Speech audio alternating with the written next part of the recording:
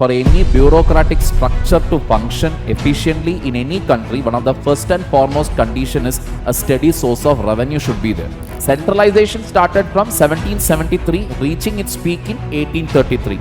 Legislative functions were there with the Governor General. Hello everyone, welcome to PW OnlyIAS. Hope you're all doing great today. Now, I have an important announcement to make, and that is, as you can see from the background, we are going to do Laxmikant's Indian Polity chapter wise. Alright, this is for all those students who are sitting very far away, who are feeling that polity is very tough, or who are finding it impossible to cover Laxmikant in a very short time. So, we have made the job easy for you by covering the chapters sequentially. Alright, this does not mean that it will be a replacement for those people who have already joined our courses, who are taking the classes. Understand, this is exclusively to cover things from a Laxmikant or Indian Polity textbooks perspective. That is what we are going to do, so that things will become a little more easy. That's the thing. You want to have an in-depth knowledge, you want to know about the intricacies of each and every bodies within the constitution of our country, I would suggest please join our course and classes. Otherwise, if you are having a paucity of time, you're a working professional, you're always on the move, or you are a final year student, you don't have the time, yes, this is the next best thing available. Clear, people? So, we are not going to delay anything any further. We are straight away heading on to our discussion. So, people, in the event you have any queries with regard to the video over here, you can put it up in the comment section, in the chat section, or you can reach out to me in this Telegram channel if you have any doubts per se with regard to the chapter that is being taken. All right, you can reach out to me directly here. If it is a genuine doubt, definitely I'll be looking into it. In addition to this, I'm also handling public administration at PW as well as the current affairs. So current affairs related queries or PABAD related queries, or if you want to get a practical example, something from the newspaper with regard to any one of the bodies that we are discussing here, definitely this is your answer. All right, so no further delays, let us move on to our chapter. The first chapter, what we are going to see, the history. So let us look at the background first, the introduction, which is basically 1600. This year is very important. 1600. Because East India Company got exclusive trading rights from the Queen Elizabeth I. That is, only they will have the right to move around towards the eastern side and do trading there. That right was given to them. Only that company can do it. No other company from London can do it. Following this, in 1608, they arrived in India. Why? Because India at that point of time was very, very rich. And it was basically being said that all the silver, all the gold that is available in the world, it finally melts in India. Because Indian products were in high demand in Europe, Middle East, and everywhere else in the world that you can think of. Clear? Following this, in the year 1765, the trading company EIC won one of major battle, the Battle of Buxar in 1764. Following this, what happened? The company got trading rights or the Diwani rights. Diwani rights, when we say, it is about revenue and civil functions. Revenue and civil functions means they will collect the taxes. And this was the result of Battle of Buxar. They got the Diwani rights over Bengal, Bihar and Odisha. You must understand that is the most fertile region, that is the most rich region of that time period. And this was granted by Shah Alam, the Mughal emperor. It was the beginning of a territorial power of EIC. So EIC became powerful as a company from this point onwards. Because they won the battle, now they were going for more than trading rights. Getting the picture here. They were collecting the revenue, they were into civil functions also till 1858. Because by 1858, what happened? The company's rule was completely taken over by the British Crown. What was the reason for it? The reason for it was the 1857 revolt. But between 1765 and 1858, a lot of rules or regulations were passed. which actually influenced the company's rule, which actually set the tone for British administration in India. We are going to see them one by one. Company rule from 1773 to 1858. Why till 1773 to 1858? Like I told you, from 1858 onwards, it was the Crown's rule. British King or British Crown directly took over the administration of India. Clear? Moving forward, the first regulating act was passed in 1773. Regulating Act of 1773. This is often considered to be the beginning of centralization. So let us see that now, one by one. It was the first step to control and regulate the affairs of EIC. It recognized the political and administrative functions of the company. Getting the picture here. So after the Battle of Buxar was done, basically the company suddenly discovered that there is more to trading. Why not rule the country? So EIC, when they came to India, there was never an intention of ruling. It was only solely a trading body. Make maximum money, maximum profit.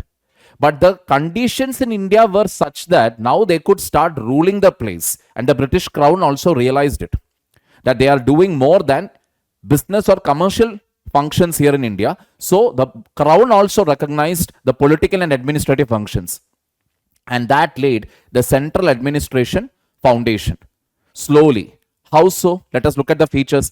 Governor of Bengal was known as Governor General of Bengal. And the first Governor General was Warren Hastings, who was assisted by 4 people. And this was called the Executive Council. All right, to assist him. The other presidencies that were there, that is Bombay, Madras, they also had governors. So it was basically Governor of Bengal, Governor of Bombay, Governor of Madras before this act. But this Regulating Act of 1773 converted the Governor of Bengal into Governor General and made the governors of Bombay and Madras subordinate to him. Clear? Presidency subordinate to GG. All 3 were independent earlier. Then, so you must understand, one central body. So it was basically, if you look at the picture here, so you had the Governor General with the Executive Council, and below that you have the governors of Bombay, Madras. But earlier all the 3 were independent. So it is almost like you can see it is like a central body it is becoming. A body at the top from where the orders will flow down. Clear? Moving forward. 1774, Supreme Court was established with Chief Justice and 3 judges. Prohibited private trade or accepting presents or bribes, servants of EIC. So whoever were working for East India Company, they were prohibited from carrying out private trade or accepting presents or bribes. Just a fun fact, this is the basis for all the current rules for central government and state government employees. You are not supposed to do private trade when you are working for the government. Remember. Number 2, you are not supposed to accept any gifts or presents which are of a certain value. Getting the point? If you get an expensive gift, let us say somebody gifted you a fast track watch, it is okay. But somebody gives you a radar watch, you have to declare it to the government. Getting the point here? So just fun fact, nothing to worry, just told you. Court of Directors was appointed. Now what was this Court of Directors? It was a government body of EIC. A government body of EIC. Why? They had to report to Britain regarding what? Regarding the civil, military and revenue affairs. CMR, Civil Military Revenue Affairs. Clear, people? So, first step to control and regulate, because it was very centralizing in nature. It recognized the political and administrative functions of the company. Governor became Governor General Warren Hastings with an executive council consisting of 4 members to assist him. Governors of Bombay and Madras became subordinates to him. Supreme Court was established with Chief Justice and 3 judges and prohibited private trade or taking gifts or bribes for as far as the servants of EIC is concerned. Finally, Court of Directors, which was a government body of the EIC, was set up to report on the civil, military and revenue affairs. Done, people. Moving on. So let us now move into the next act, which is the Amending Act of 1781. So amending Act of 1781, when we say, you have the Governor General, the Executive Council, and the officials of the East India Company were actually exempted from the jurisdiction of the Supreme Court for any act committed by them officially.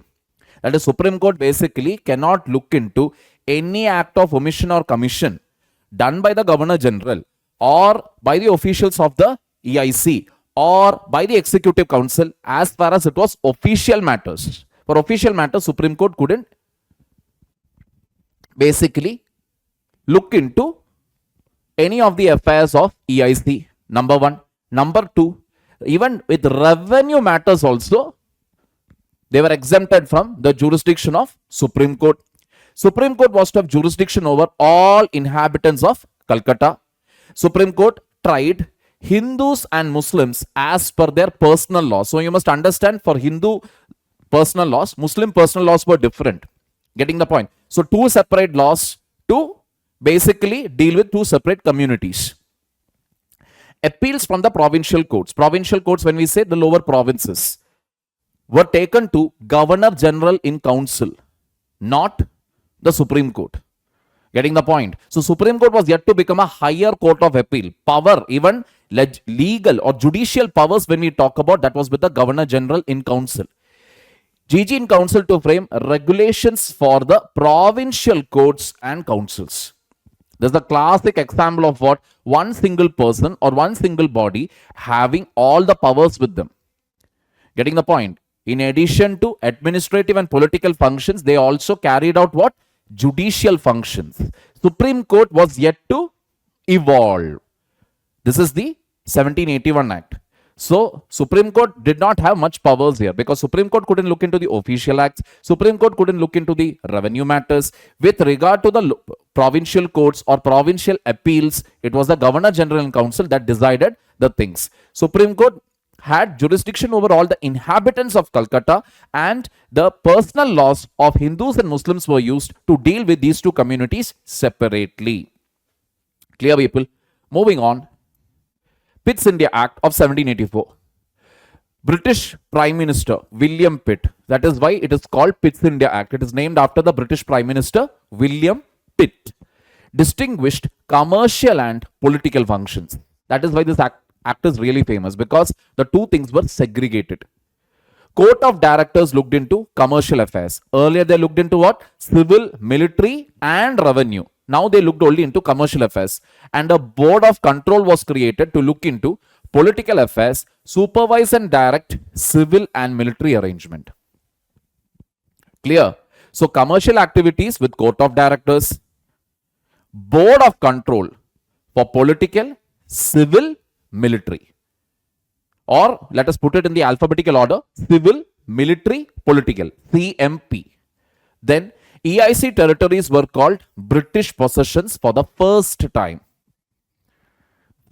So this is becoming more centralizing now.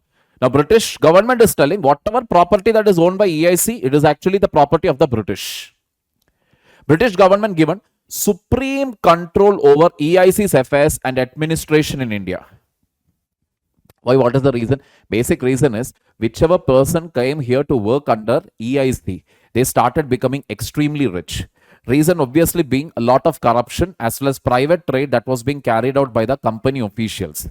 So East India Company, working for East India Company's division in India, actually meant lifetime settlement. Come here, work here, because this was considered to be a good posting, a good job. Come to India, make a lot of money, go back to London and live a lavish life. Getting the picture? So slowly, be the British MPs at that point of time or even the British monarchy at that point of time, they were getting to know about this. Because these officials who went back, they were leading a very large, rich life. In your history textbook, there is a mention of it also in the term of, by the term of Naboobs. Naboobs was a derogatory term used on the English officials who came back from India. Why the word Naboob? Naboob is a rough derivation of Nawab. Nawab is basically whom? Raja, king. So Naboobs were basically those people who used to imitate, the English people who used to imitate the kings or rajas of India. Clear, people? So British government was realizing it, and slowly they wanted to get their hold very tight on East India Company. That is why we have the Pitt's India Act of 1784 passed by the British PM William Pitt, segregated the commercial and the political functions. Court of Directors looked into commercial affairs. A board of control was created to look into civil, military, political affairs. Then EIC territories were called British possessions for the first time, and British government was given supreme control over EIC's affairs and administration in India. Clear? Taking it further forward, Act of 1786. So, 1786, Lord Cornwallis was the Governor General of Bengal. There are two demands there: power to override the council, and Governor General was also made the Commander-in-Chief. Two demands were made by Lord Cornwallis. What are the two demands? First one, that he should have the power to override the council. That is the executive council which was meant to assist him. He should have the supreme power. And the Governor General also should be the Commander-in-Chief.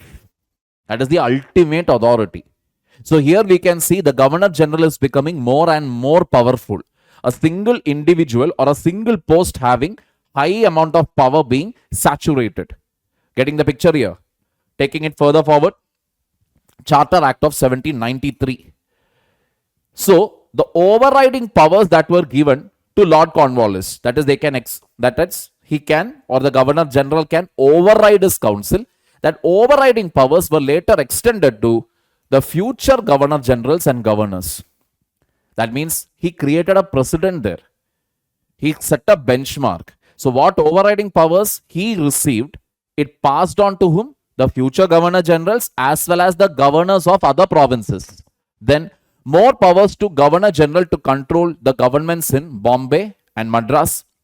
Extended trade monopoly in India by 20 years. That is, EIC will be the only company to trade in India, and this was extended by how many years? 20 years. Which year are we talking about? 1793 plus 20, that means till 1813. Only EIC can trade in India. Commander-in-Chief should not be a member of the council unless he was so appointed. Clear? So if at all you are having a separate commander, if it is not the Governor General, you are appointing a separate Commander-in-Chief, he should not be a member of the council unless he was so appointed. Why? He did not want the council. They did not want the council to become powerful. Members and staff of Board of Control were to be paid from Indian revenue. Whatever money India is generating, from that only they were supposed to be paid. So overriding powers extended to future Governor Generals as well as governors. More power was given to the Governor General with regard to the control of Bombay and Madras. It was extended the trade monopoly of the company by 20 years, that is till 1813. Commander-in-Chief should not be a member of the council unless he was so appointed. Finally, members and staff of the Board of Control was to be paid from the revenue from India. Clear? Why the revenue from India? Because India was generating that level of revenue. So even for the British appointed officials, government appointed officials also, salary was coming in from India.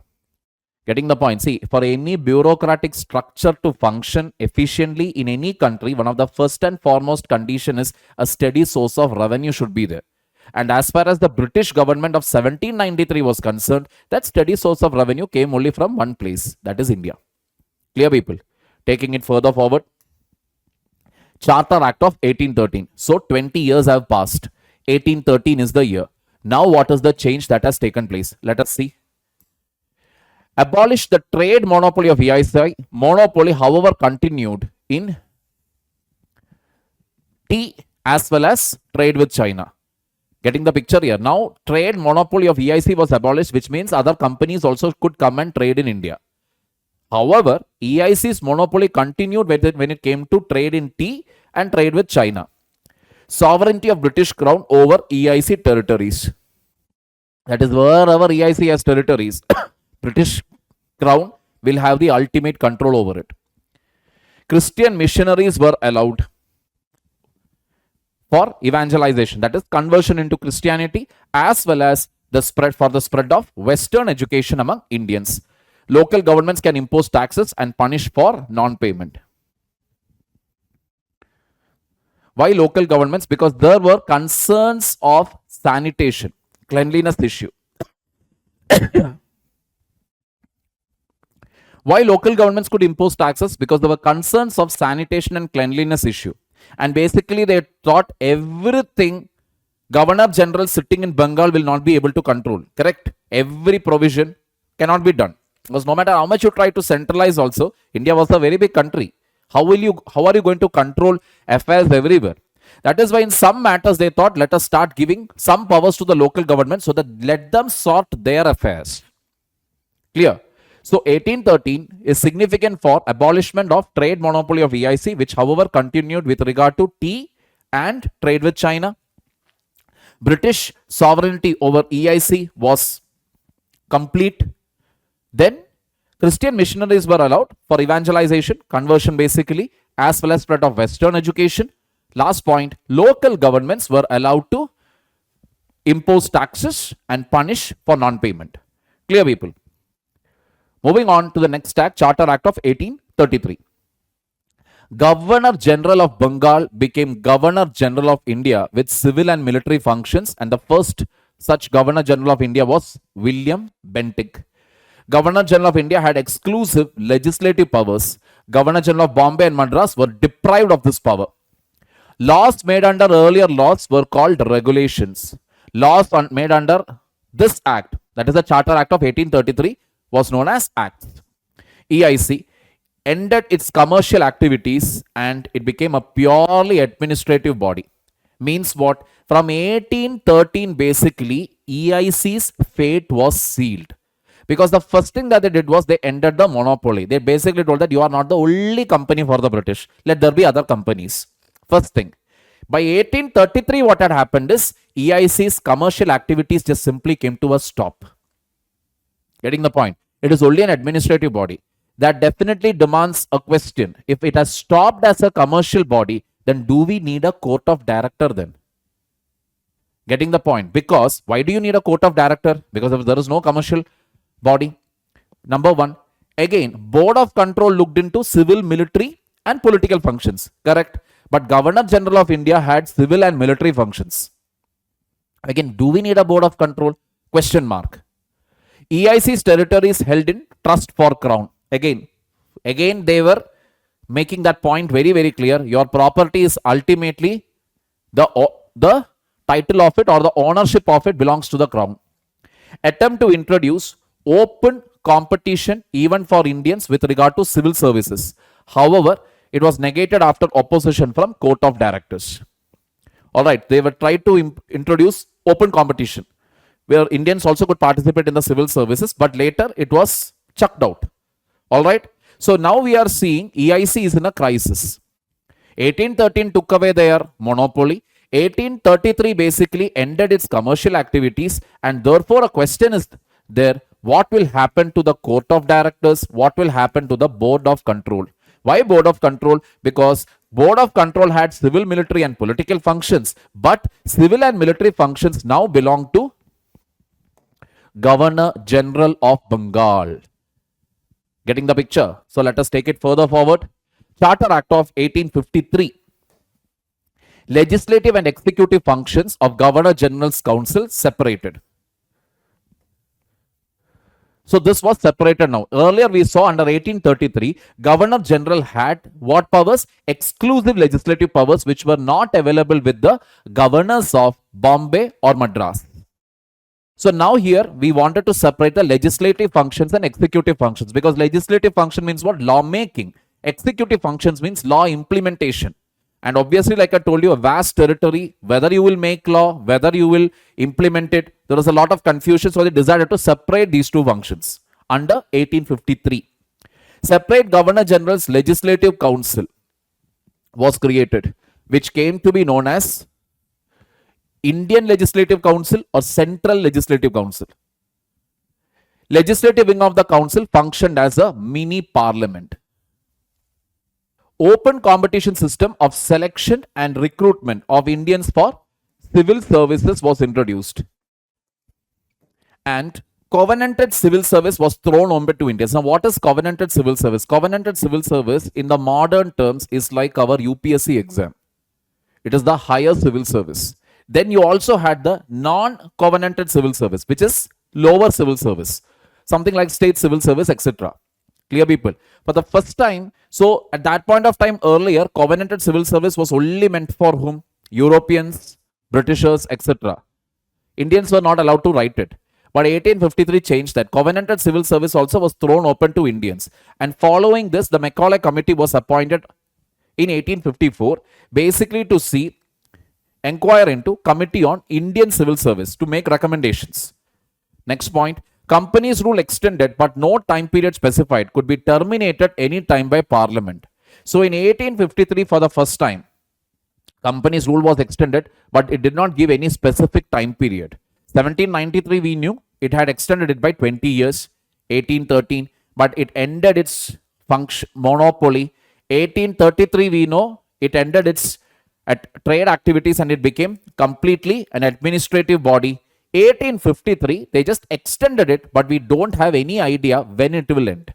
That means Parliament, British Parliament can terminate it at any point of time. Local representation in Indian Legislative Council was allowed and 6 new members were added.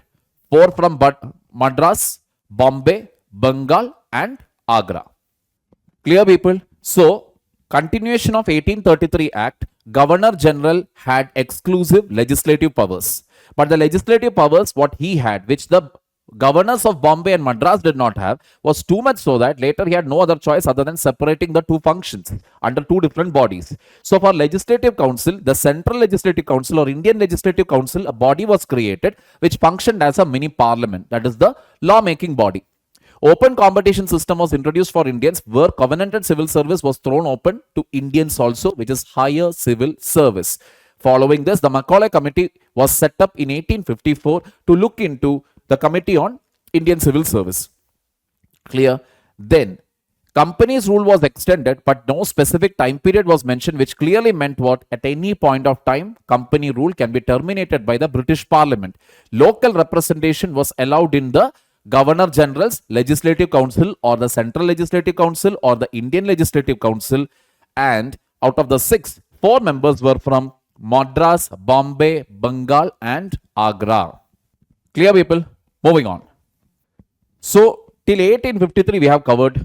Now we are moving into the next phase of the administration of the British in India, which is through the Crown Rule starting from 1858 to 1947. And in this regard, we'll first start with Government of India Act of 1858. Now, this was a direct result of the revolt of 1857. Following the revolt of 1857, what did the British government do? Let us see. So, it was called the Act for the Good Government of India. That is to improve things in India. But what was the grassroots reality? Nothing changed. It was just that despotic rule continued as it is. East India Company got replaced, British Parliament took over or British Crown took over, but basically nothing changed at the ground level. It abolished the EIC, expected, because 1853 itself there was a clear indication. Getting the point? 1793 increased it by 20 years. 1813 ended the monopoly. 1833 it ended the commercial functions, became a pure administrative body. 1853 clearly told any time you can be terminated, and the termination took place in 1858. Abolished it completely. Transferred the powers of government, territories and revenues to the British Crown. Everything went to the British Crown now. India to be governed by Her Majesty, that is the Queen. Governor General of India became known as Viceroy of India. He was direct representative of the British Crown. First Viceroy was Lord Canning. That is, he is answerable to the British Crown. Earlier and all, you will not see that actually being directly answerable. Now he was answerable. Clear? Next point. Ended double government. That is, abolished the Board of Control and the Court of Directors. Both were abolished. Why? Because Court of Directors as it is was looking only into commercial functions.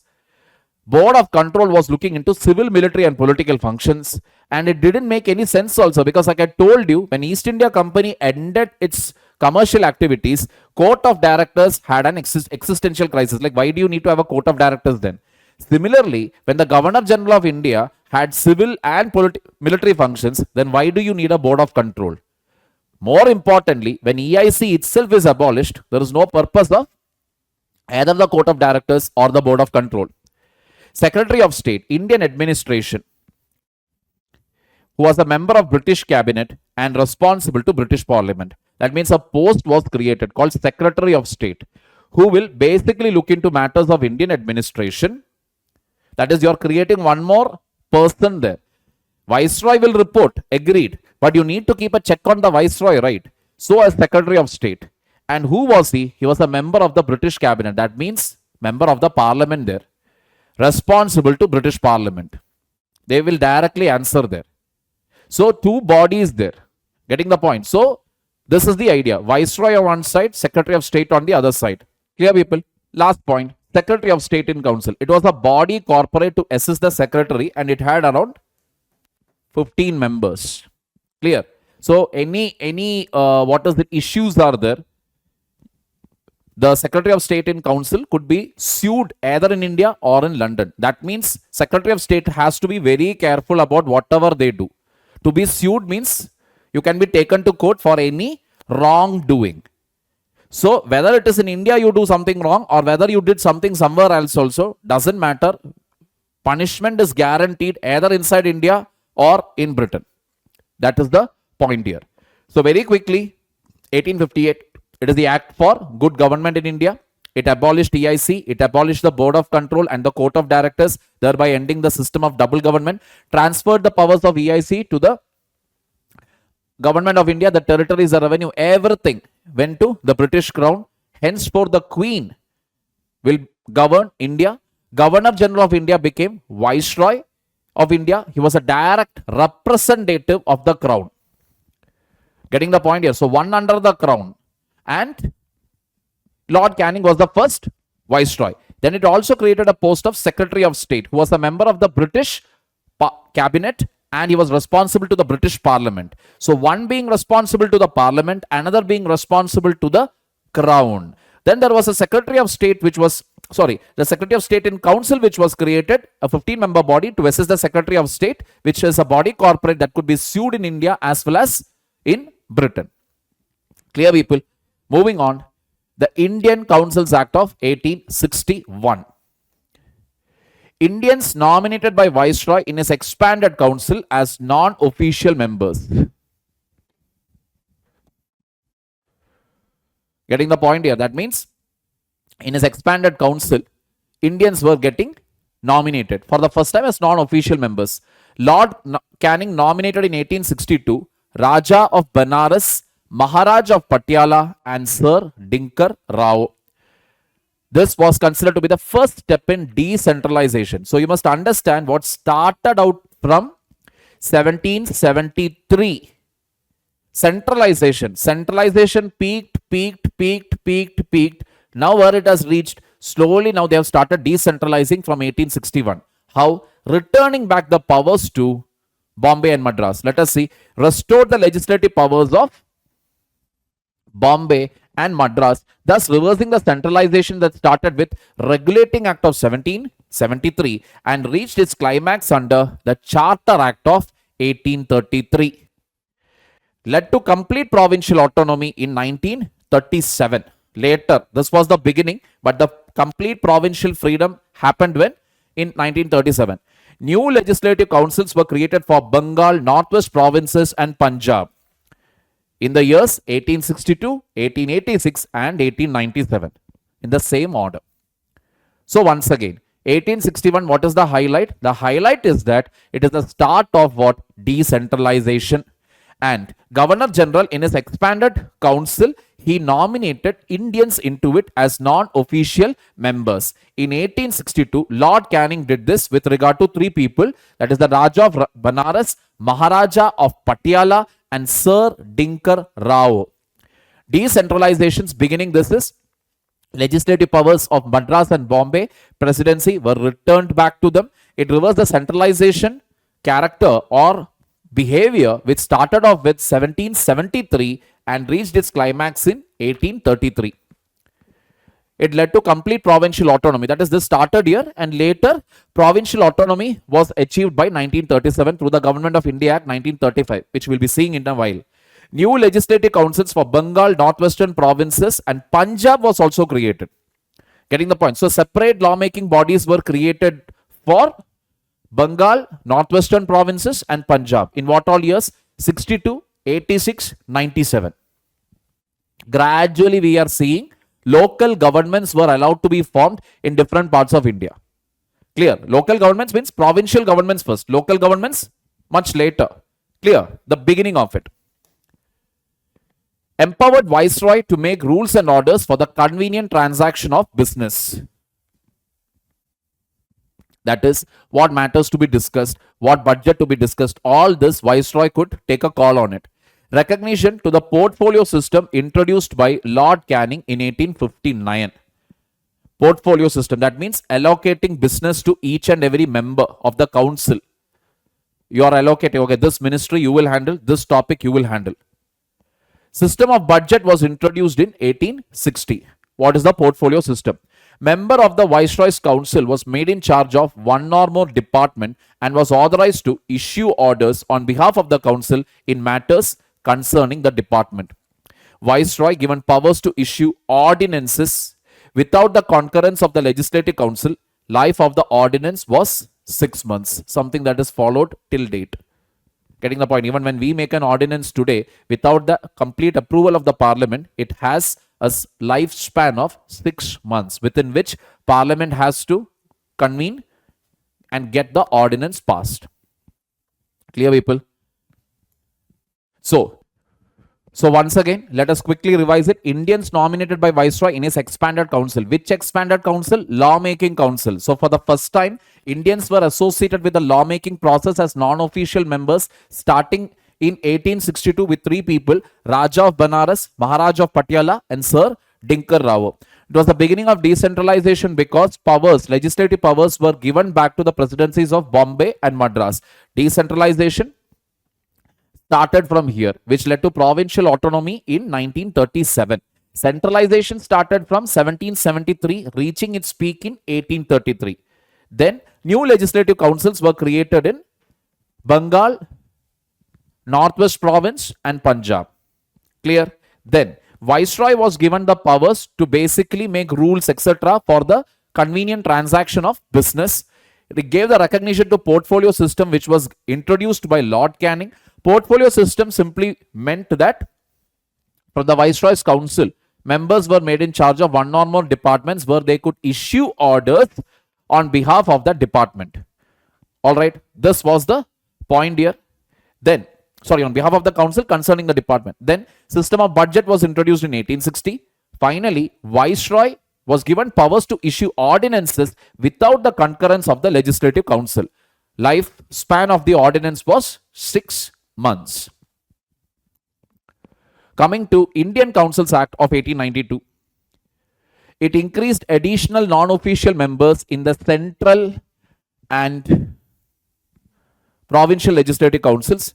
Legislative councils could discuss budget and ask questions to the executive.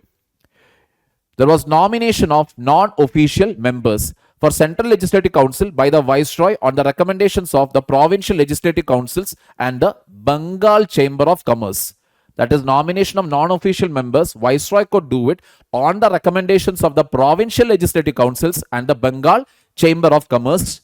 For provincial councils, nomination was given by governors on the recommendations of the district board, municipalities, universities, trade associations, zamindars and chambers. That is, chambers of commerce basically.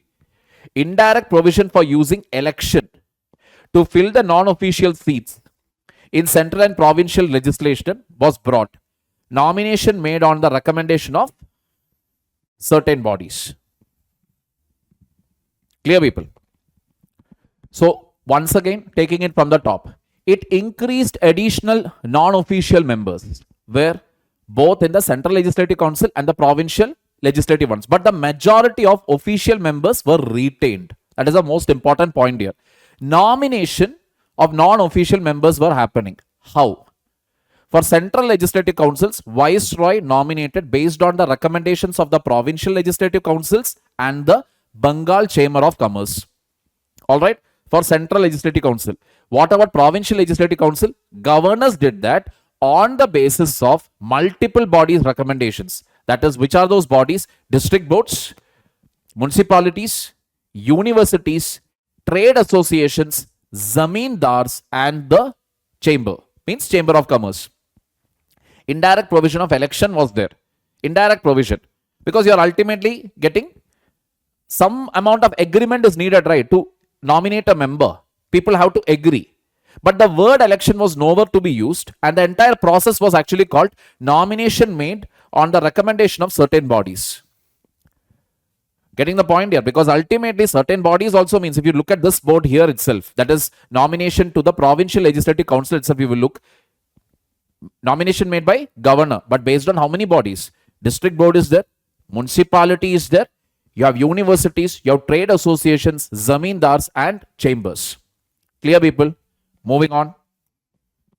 Indian Councils Act of 1909. Morley-Minto reforms, which is known as father of communal electorate. Increased size of central and provincial legislative councils. Central from 16 to 60. However, retained official majority in central legislative council, but had non-official majority in provincial legislative council. That is the highlight here. Earlier also, in the earlier act that we saw, 1892, there also members increased, nomination increased, but official majority was retained. Getting the picture? Official majority was retained. By 1909, what is happening? By 1909, again size is increasing, official majority is retained where in central legislative council, but in the provincial legislative council, you are also having non-official member majority. Clear? The important highlight so far is what? This set the tone for our partition. Why? Because this was the time, this is known as the communal reforms also set by Morley and Minto, and he is known as the father of communal electorate. Let us see.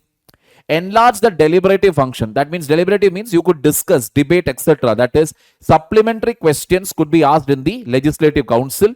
Move resolutions on the budget for both central legislative council and provincial legislative council. For first time, Indians were associated with the executive council of viceroy and governors. So, if you remember, legislative functions were there with the governor general. Legislative functions were taken away from Bombay and Madras. That was the starting point. Governor General being all powerful body. But later Governor General only felt, oh my God, this is so much of headache. Let me separate the two bodies. So Legislative Council, Indian Legislative Council or Central Legislative Council was created. And so far, we have only been talking about Central Legislative Council. There was no mention of Executive Council. Getting the point? As non-official members, Indians were added into it in 1862. That also we saw. But now we are seeing in the Executive Council, Indians are being put in. Indians were associated with the Executive Council of Viceroy and Governors. Satyendra Prasad Sinha, first Indian to join Viceroy's Executive Council as law member. Separate electorate for Muslims. Muslim members to be elected by Muslim voters. That is what you call a separate electorate based on religion. That is, if I am standing for election and I am a Muslim, only Muslim voters can vote for me. Getting the point here? And this basically legalized communalism. So automatically you will get to know which are the Muslim majority areas, Hindu majority areas, etc., etc. So this set the tone. And the basic idea was what? To keep Indians divided. Separate representation of presidency, corporations, chambers of commerce, universities, and zamindars. That was also given. Separate representation for each of these bodies within the provincial legislative council. Clear, people? Taking it further forward, Government of India Act of 1919, otherwise known as the Montagu-Chelmsford Reforms. August 20, 1917, gradual introduction of responsible government in India. The statement was made. Montagu, the Secretary of State for India, Chelmsford, the Viceroy. Together they brought in certain reforms. Were classification of subjects under devolution rules. central and provincial. That is, separate subjects where center can make laws, separate subjects where province can make laws. Devolution rules facilitated delegation of authority to provinces. Now authority is being given. Okay, in these matters, you make the laws. Provincial subjects were again divided into transferred and reserved. Transferred subjects were public health, education, local self-government, agriculture, etc. Reserved subjects were police, administration of justice, prisons, land, revenue, finance, etc. So basically law and order, defense, revenue matters were reserved subjects. Transferred subjects included mainly with regard to administration like public health, education, local self-government, agriculture, etc. Dual system of governance, diarchy or double government was brought in. Transferred subjects were administered by governor with the aid of ministers responsible to the legislative council. Reserved subjects by governor and his executive council with no responsibility to the legislative council. Experiment was unsuccessful. It introduced the 1919 Act introduced bicameralism, that means two houses and also elections. Central Legislative Council replaced by Council of States, which is known as upper house, and Legislative Assembly, which was known as lower house. Majority of members were chosen by direct election. So, taking it again, dual system of government, double government. What was it? It had transferred subjects and reserved subjects. So, transferred subjects were administered by the governor with the aid of the council of ministers who were responsible to the legislative council. Whereas the reserved subjects were administered by the governor and his executive council, and they were not supposed to be answerable at all to the legislative council. The experiment was very unsuccessful. Also, the act introduced bicameralism as well as elections. That is, the Central Legislative Council was split into two, replaced by Council of State, which was known as upper house, and the Legislative Assembly, which was the lower house. Majority of the members to both the houses were elected based on direct election. 3 out of 6 members of Viceroy's Executive Council were Indians. Separate electorates were extended for Sikhs, Indian Christians, Anglo-Indians, and Europeans. Granted franchise to people based on property tax or other qualifications. New office of the High Commissioner for India in London transferred some functions from Secretary of State. New office of the High Commissioner for India in London took some functions from Secretary of State and transferred it to him. 1926 Central Public Service Commission on the recommendations of Lee Commission was set up. Lee Commission 1923-24. Separate budgets were there for center and provinces. Appointment of a statutory commission after 10 years to inquire into the working of the Montagu-Chelmsford reforms. Clear, people? Last point. In 1921, inauguration of Chamber of Princes took place, which was also known as Narendra Mandal, which had basically 120 members. 108 were princes and 12 other representatives were also there to facilitate discussion on matters of common interest. So obviously, basically a body dominated by the kings and princes. So it will be actually headed by whom then? Obviously the Viceroy.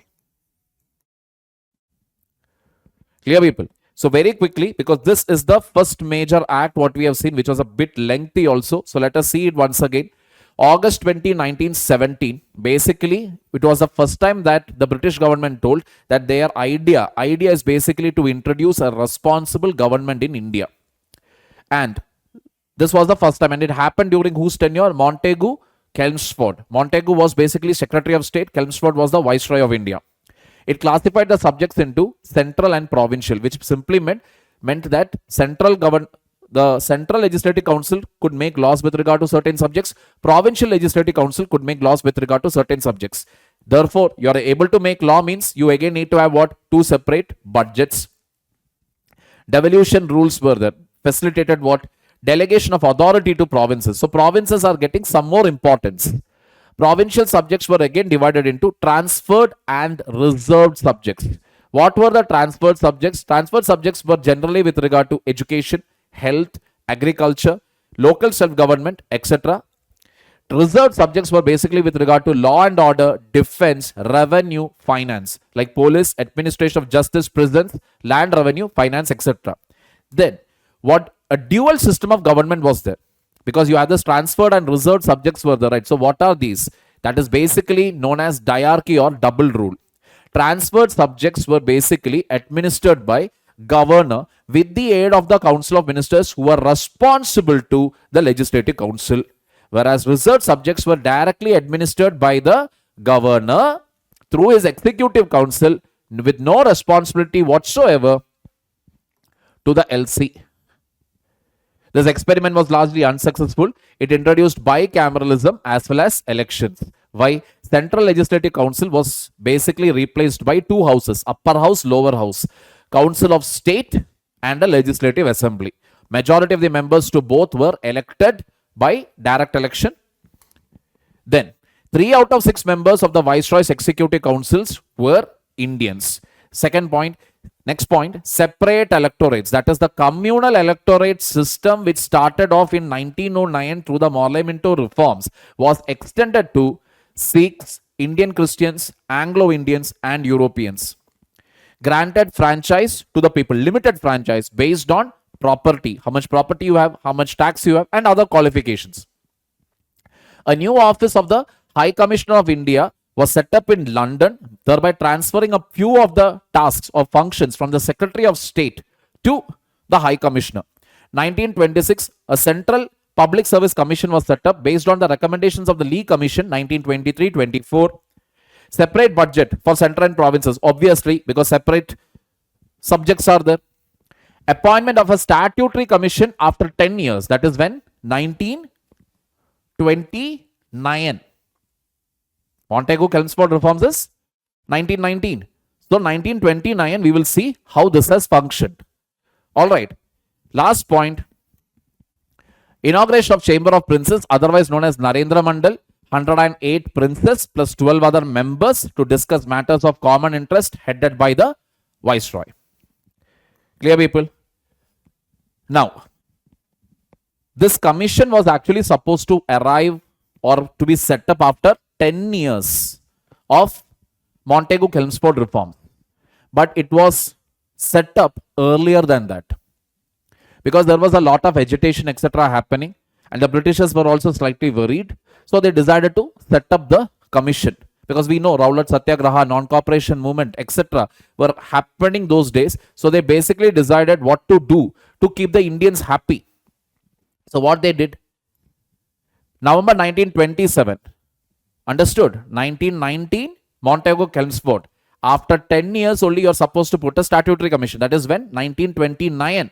But no, they did it 2 years early itself, 1927. Appointment of a 7-member statutory commission under Sir John Simon to report on the condition of India. And all the 7 were what? British. That was the problem that Indians had. They were like, only British. Why? Why are you not appointing Indians into it? Commission submitted its report in 1930 and recommended, first thing that they recommended is what? Abolition of diarchy. Abolition of diarchy. That is nothing called as transferred and reserved subjects. Then responsible government should be introduced in provinces. That means election. Federation of British India and princely states. You need to create a federation. One is British India, directly administered by the British. The other is administered under the kings. Communal electorate should continue, obviously, so that Indians should stay divided.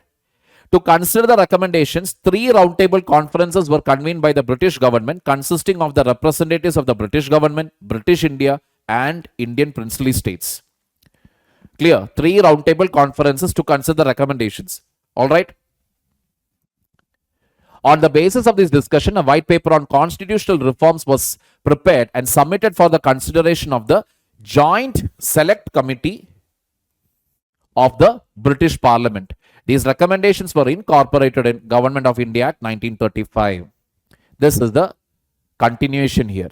So 1919, 10 years, 1929, but no, they did it early, 1927. Simon Commission, an all-white body. Only Britishers were the 7 members. No Indians. Abolished diarchy. Responsible government in provincial areas. Then a federation of British India and princely states, continuation of communal electorate.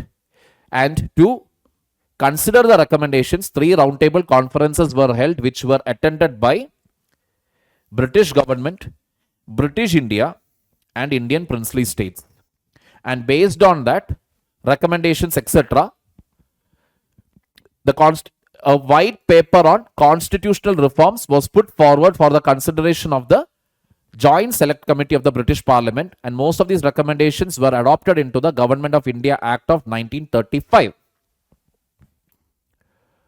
Communal award, that is the next event that happened in between. All right, let us see what is this communal award.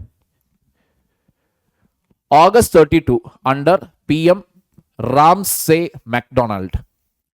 Separate electorates for depressed classes. Just like separate electorates for Muslims, Anglo-Indians, Sikhs, Indian Christians, Europeans, they also extended separate electorate to whom? The SCs. Gandhiji did not like it and he went for a fast unto death in the Yerwada jail. As part of an agreement between Congress and B.R. Ambedkar under the Pune Pact, joint electorates for Hindus were retained with reserved seats for depressed class. Reservation was there. That is, a particular seat will be reserved for an SC candidate. Like that. But joint electorate for Hindus will continue.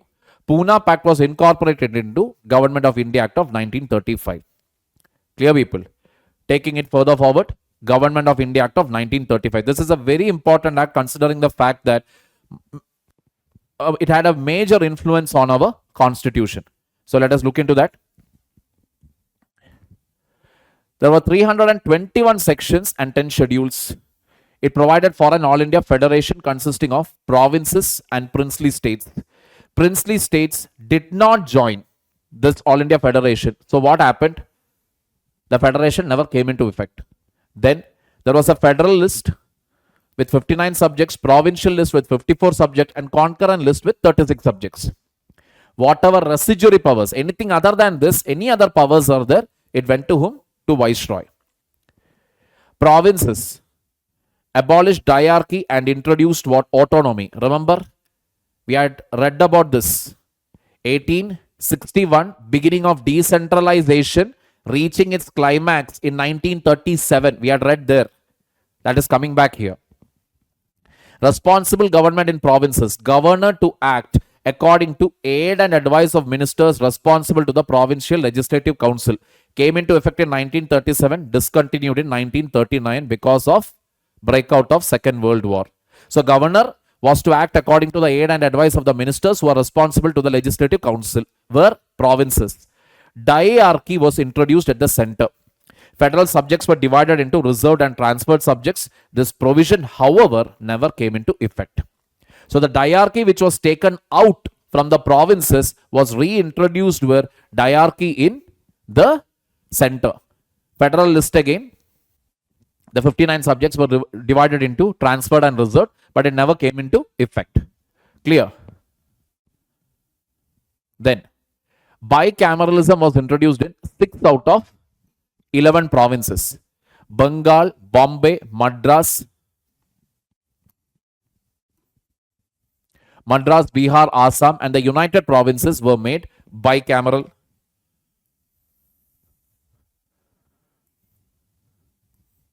Legislative Council and Legislative Assembly, but they had restrictions. That is, in all these provinces, what was made? A Legislative Council and a Legislative Assembly. Reservations were there for SCs, women and labor. Abolished the Council of India established by Government of India Act of 1858. No Council of India to assist the Secretary of State.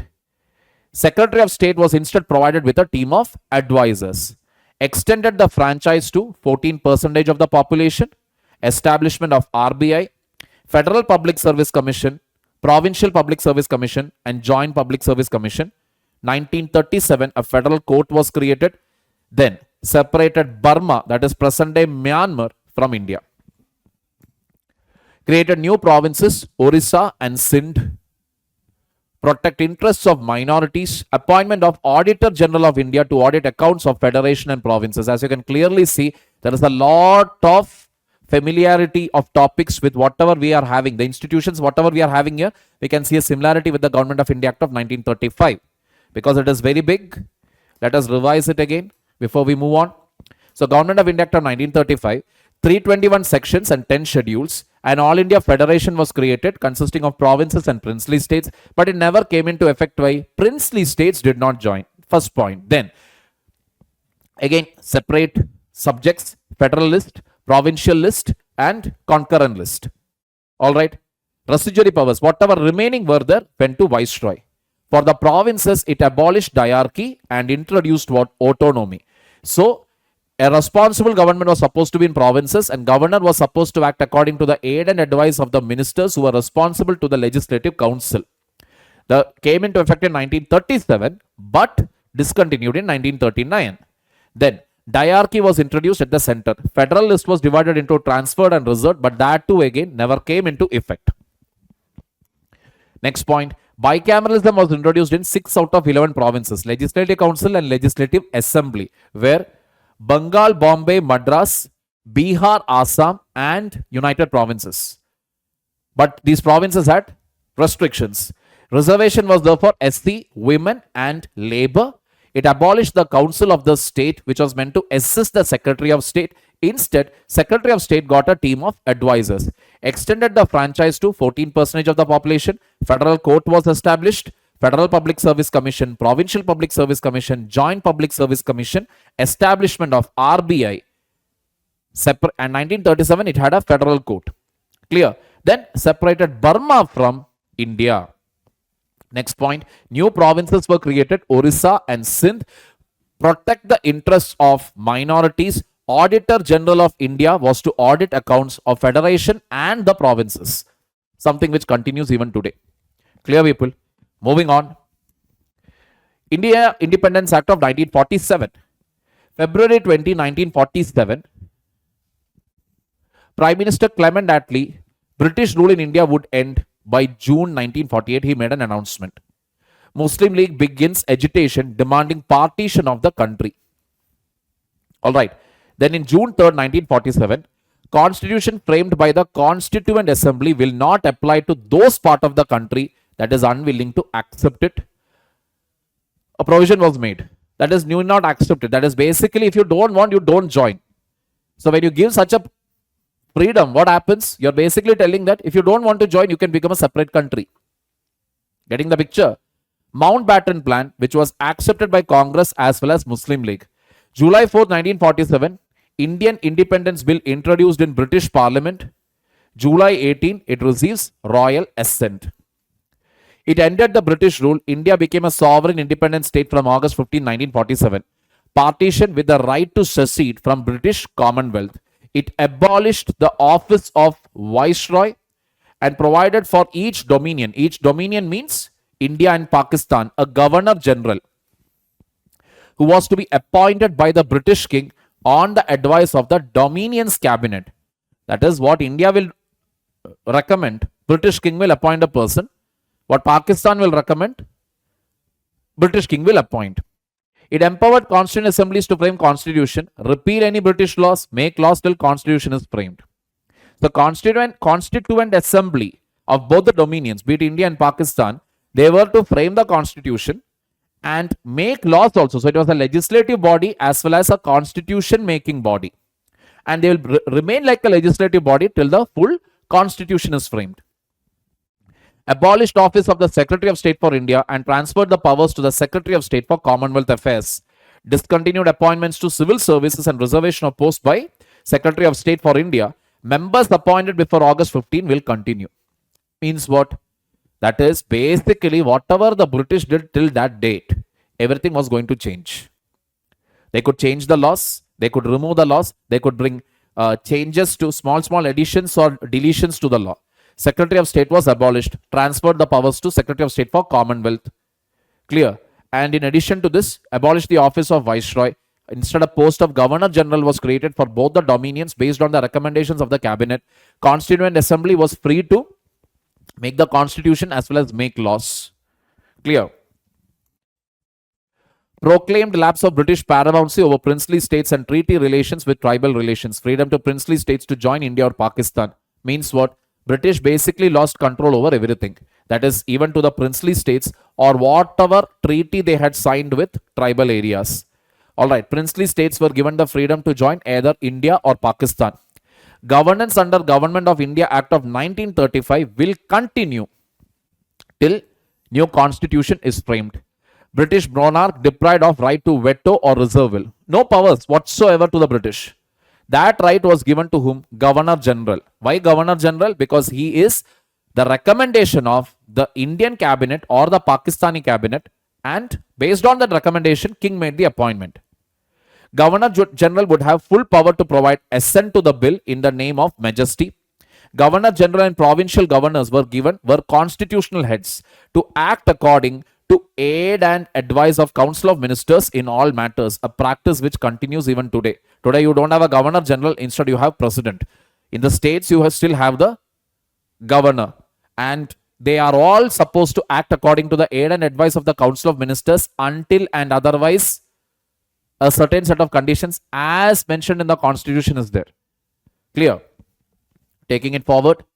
Drop the titles of Emperor of India from the titles of King of England. So if you understand, in 1858, a title was given to Queen of Elizabeth that she is the Empress of India. Now that title was dropped. Finally, Boundary Commission, Sir Ratcliffe. Pakistan comprised of West Punjab, Sindh, Baluchistan, East Bengal, Northwestern Frontier Province and the district of Sylhet in Pakistan. Clear? Just remember this. Any question can come from this area as far as UPSC is concerned. The first few chapters are the most important areas from where repeated questions have been coming. Alright. Interim Government, 1946. I have given a list of the ministers and the portfolios that they have handled of the interim government, in between government. Then I have also given a list of the first cabinet of independent India 1947. Alright, what you are going to do is compare these two lists. See the differences. Who are there, who are not there. Well, I'll give you an example. How to study this. So Jawaharlal Nehru at that point of time was the Vice President of the Council. He handled external affairs and Commonwealth relations. Okay. Here if you see, he has become the Prime Minister. He is still handling external affairs, still handling Commonwealth relations. In addition to that, he is handling scientific research. Similarly, if you take Sardar Vallabhbhai Patel, you will see that he was handling home, information and broadcasting. Three things. But in the new government, along with home, information, broadcasting, he is also handling states. This is the first thing that you will do. Then you will try to find out who is present and who is absent. One interesting name you will observe here will be Liaquat Ali Khan, who was handling finance. But in the first independent cabinet of independent India, you will see that his name itself is not there in the list. Getting the point? Okay, there is a slight error. Food, education, railways. Shanmugam Chetty handled finance. Getting the picture here, people? So this is the way to go about it. So any other queries are there, please put it up in the chat section. Any doubts that you have, you can ask, contact me directly here. All right. I know it is a very static portion because we are reading with the historical context. There is nothing much to interpret here, and it is just we are sticking with the facts given in Lakshmikant. So just read, understand. Read it multiple times so that there is no confusion. Getting the picture here? Any other queries that you have, please put it up over here. Even if you want to send your polity-based mains answers based on PYQs. Only PYQs, people, from 2013 in the PDF format of Polity GS2. You can send it here. I will review it and I will give you my comments on it. Clear, people? Anything else, put it up over here. Hope you liked it. Any other suggestions that if you have, how to improve it, etc., please put it up in the comment section. See you then. in the next session. Take care.